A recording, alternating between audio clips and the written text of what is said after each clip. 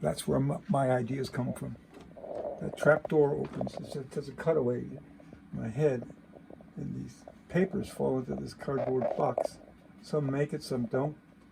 And I find them in the morning, pull them out, and just do these kinds of doodles, which are, and this is a composite of many of these brain dumps, we call them. And there are all kinds of crazy characters and situations of story ideas, like the travels of Marvin Mole. I mean, they just come to me, bum, bum, bum, bum, bum, more from the subconscious than anything.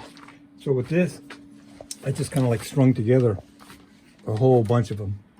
That's the main issue was just getting a good juxtaposition of all the particular elements.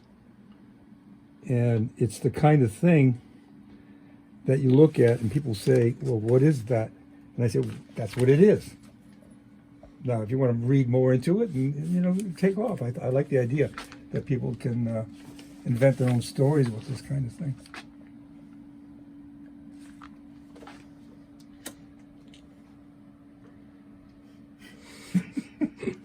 You get it, boing. So it's like you can see all this fish with my face on is traveling through this whole scene, and this dude down here in this red black hole, which becomes blood from this. I don't know who he is, some sort of like monk writing as the blood trails down, and now he's playing music. You see it, which travels through the whole thing.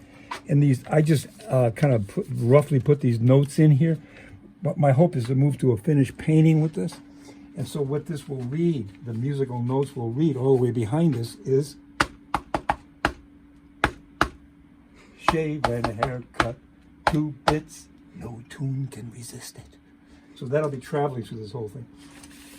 But then it's just called enigmatic, rather those other strange ones here, like this, which is, here's the artist, see? He's at his, that's me down there on my drawing board. And primarily that's what's going on in my head as I'm trying to get it down right. And then it kind of like moves up into this sort of like bizarre thing. And, oh God, there's a couple other ones. This I call Enigma number 1. And here's Enigma number 2. Sort of, I think I took off, I got inspired by 2001. At the end, when the astronaut comes and sees himself aging. Well, something to do with that. Oh, here, I do a lot of portraits.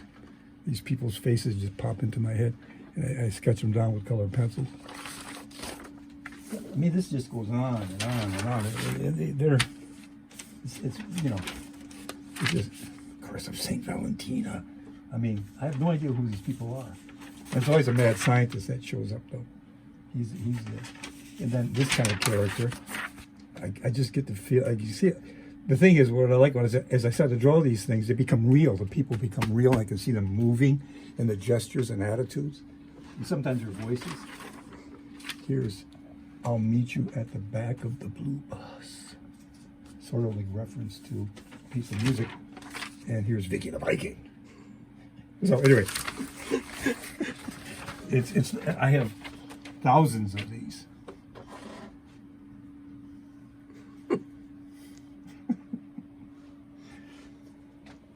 Very interesting.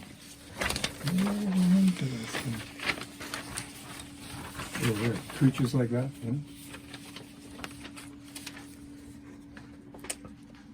I like the mouse. The mouse is interesting. In the daisy. There should be a question mark over this astronaut's head. Where the hell am I? Thank you.